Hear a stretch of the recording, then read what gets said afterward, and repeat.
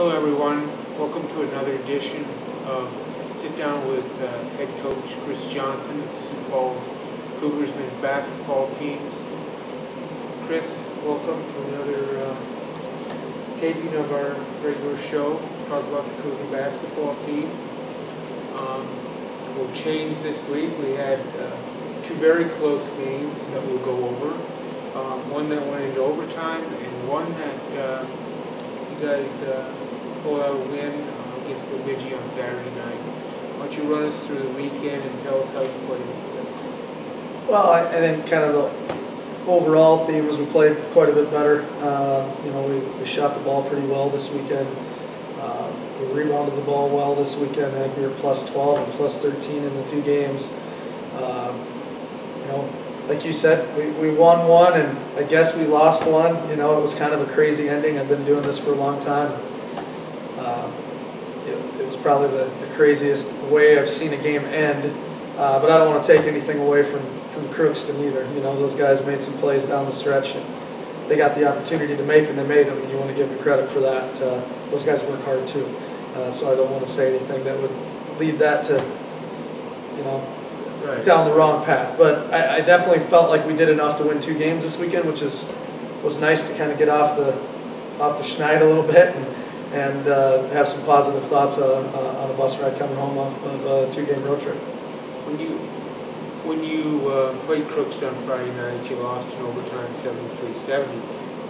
So that could hit a team pretty hard. You have to come back the very next day. Game's a little bit earlier, but your guys rebounded really well. And what was really, I think, pretty indicative of what you guys were able to accomplish is the balance scoring. I noticed that we had a 12-2 lead early in that game against Bemidji, and our two leading scorers, Mac Johnson and Charles Ward, didn't have a point. So that balance really made a difference in that game, right?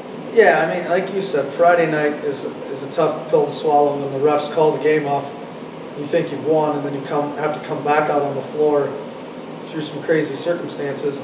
It can really crush a team, especially with the streak that we had been on and the rough month that we had previous. So we talked a lot on Saturday morning about our role guys playing more free, more willing to take chances, more willing to take shots, more willing to not defer to Charles and Mac all the time. Those guys are going to get plenty of their opportunities. They're our horses on offense, but that we needed to get more out of our other guys. And some of it wasn't that they're not capable, but they weren't willing. They would defer all the time. And so in that 12-2 run, Zach Wessels knocks down a three. Ryan Kilpinski scores a couple baskets. You get Tom Macy gets a bucket in there because he got in there early. Stotts got one. And so it was really nice to see that balance. Charles didn't shoot the ball particularly well, but he got to the foul line a lot. Had his typical 18. Mac had his typical 14 or 15. But then we had, 12, 10, 8, 7, 7. We got contributions from everybody, and we'll be a much better team offensively if we can continue that. Yeah, Tom Macy had 6 points, and it ranged all the way up to Charles Ward, who finished the game with 18. He ended up having 42 on the weekend. He made a bunch of free throws, 11 both nights. As a team, you guys really shot the free throws, shot the ball from the charity stripe extremely well. You tied for the second best two-game span in terms of your free throws. You made 35 over the weekend, and that's really important for your team to be able to step up and make free throws, right? Yeah, we need to get there more than we did this weekend. That was a big emphasis. If you look at kind of our last month, we have been getting outshot at the free throw line at a crazy amount, and at the three-point line. We didn't necessarily fix that over the weekend, but we did get to the foul line more. We were more aggressive. And more times than not, you make more free throws than your opponent, you're going to find a way to win, or at least have a really good chance to. So I was happy to see them take something that we had talked about and then put it in plan in the games and then have some success with it. Yeah, I mean, there were a number of times during the game when you didn't. Sometimes if you get a team that might be going down a losing scheme a little bit, they might start hoisting threes, hoping that they can get that free ball working for them. You guys have, I've noticed, taken less. You're only taking about 12, 13, 14 per game. You made 4 on Saturday, and not maybe a reflection is you're not as successful outside as you are inside the perimeter, right? Yeah, I mean, we're shooting the ball pretty well inside the three-point line. We still have it from outside, and we've just gotten away in a positive way from taking so many of them, giving ourselves a better chance to be successful inside the three. But, you know, at the end of the day, this team has never sat back and hoped during the stretch. And I know you know that, but I want people to know that. I mean, to do what they did after Friday night, to bounce back Saturday, we've been in every game but one during, even when we weren't winning games. They've continued to work, and I'm blessed to be able to work with guys that, even in the hard times, and that shows who you really are, you know, even more than when things are going perfectly. For them to just stay at it, I've been really proud of this team. And, you know, at the end of the year, no matter what happens the last 4 or 5, our record's not going to be what we wanted it to be. But I'm not going to look back on this team with anything but, you know, fondness and respect and pride of how they've gone about their business. Yeah, they've definitely been a resilient bunch that showed again. I would agree with the point that when some of the emotions that you can be attached to a loss, sometimes you go through it. But what was really happy to see on Saturday night against Bemidji State was the fact that in critical moments, the guys came up with big plays. When the game was tied at 49, created an opening, and Jordan Stotts hit a flush. Later in the game, you know, it was Charles Ward hitting some free throws late in the game to give you an advantage.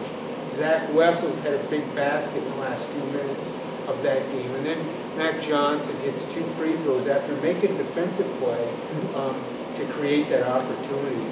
Talk about that a little bit.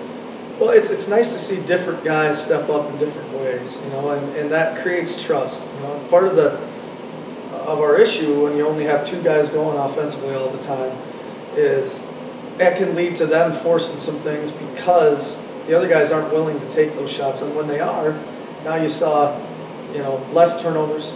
You saw probably more assists. You saw more together play. You know, I didn't think we were great defensively by any stretch this weekend. We weren't bad, but we weren't great until the last 7 possessions of the Bemidji game. I think we gave up a couple free throws in the last 7 possessions, and that was it. Matt got 2 steals. Jordan Stotts got 1. A couple big blocks by Brian Kilpinski. Just everybody that got on the floor contributed, and that also leads to, you know, it's great to feel good after a win and feel like you accomplished something, but it's even better when every guy that got on the floor feels like they did something to help get you to that point. Not only did you shoot free throws better, I mean, shot from the ball, from the field pretty well, 48% on Saturday night, and actually, I think he shot the ball better the night before. But turnovers was really a good. You only had 8 turnovers against Crookston. You had 11 against Bemidji. You probably had a few more in the second half in that game than you wanted to have. But again, I mean, 19 combined have been games when you had just about that in one full game. So St. Cloud, we had that many in one game. So you're taking care of the ball. It looks like right now a little bit better, right? Yeah, and we need to because we're not a dynamic offensive team, and so the only way. We need every possession to score points. You know, as well as we played this weekend, I think we had 70 and 69. It wasn't like we were in the 90s. You know, that's just not who we are. That's not how we're built. It's also not the pace that we're playing at right now with most teams. You get into February, and it's a lot of slugfests in the league. And if we can take care of the ball, that'll obviously give us a better chance in every game that we're playing. Let's talk real quickly about junior forward Jordan Stotts, who really has really played well over the second half of the season for the most part. He's been anywhere from 8 to 17 points in games this year. Talk about Jordan's contributions. It's nice to see Jordan kind of get back to what he was last year, and better in some areas than he was last year. Definitely struggled at the beginning of the year, but it wasn't lack of effort, lack of try. I mean, just sometimes those things happen. And he still hasn't shot the ball how he's capable of shooting it. But he's found other ways. You know, against Bemidji, he scored on the block 4 or 5 times out of his, you know, I mean, out of his 6 makes. I think 5 of them were post-ups, and 1 was an easy dunk. And so he's finding other ways to affect the game. You know, his defense has picked up, and as his play has picked up, it's helped us. You know, because it just makes us a deeper team. Now we can bring Tom off the bench. Right. We can play Tom more minutes behind BK and not just 30 minutes at the 4. And it gives our team confidence because when we've had that third guy step up, we've been a lot better offensive team. Now this week you'll go against Wayne State, another team. They start 4 freshmen, a senior. The senior Patrick Kurt, one of the best field goal shooting percentage-wise in the league, good player for him. He's one of the leaders. Get them on Friday night, and then you play nationally ranked, as of right now, number 4, Augustana. They didn't even go up today, but they're a really good team. They're playing hot. Talk about the weekend and how you prepare for it. Well, first of all, I mean, we're not going to talk about Augie with our team until Saturday morning. Right? We have got to find a way to go down to Wayne on Friday night and be successful.